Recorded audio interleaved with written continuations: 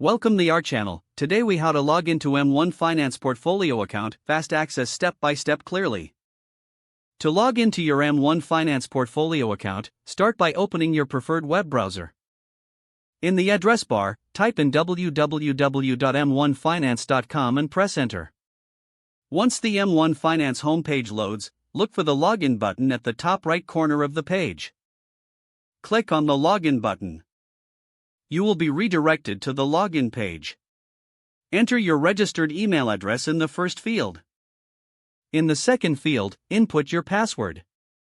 If you want the browser to remember your login details, check the box for Remember Me. After verifying your information, click. If you have two-factor authentication set up, you will receive a verification code via your chosen method. Enter the verification code in the appropriate field. Click on Submit to proceed. Once your credentials are verified, you will be taken to your M1 Finance portfolio dashboard. You are now logged in and can access your account. If the page does not load, refresh the browser or try again in a private or incognito window. Make sure you are using the correct email address, then retype it carefully to avoid small typos. If your password is not accepted, use the reset option and create a new strong password you can remember.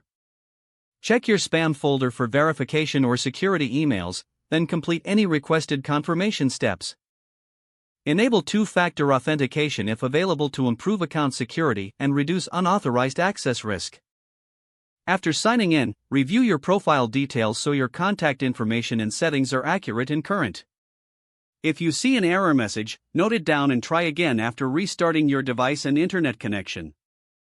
Log out when you finish, especially on shared devices, to keep your account and payment information secure. If the page does not load, refresh the browser or try again in a private or incognito window. Make sure you are using the correct email address, then retype it carefully to avoid small typos. If your password is not accepted, use the reset option and create a new strong password you can remember. Check your spam folder for verification or security emails, then complete any requested confirmation steps. Enable two-factor authentication if available to improve account security and reduce unauthorized access risk. After signing in, review your profile details so your contact information and settings are accurate and current.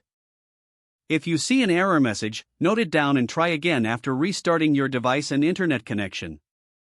Don't forget to like this video and subscribe to our channel for more step-by-step tech guides.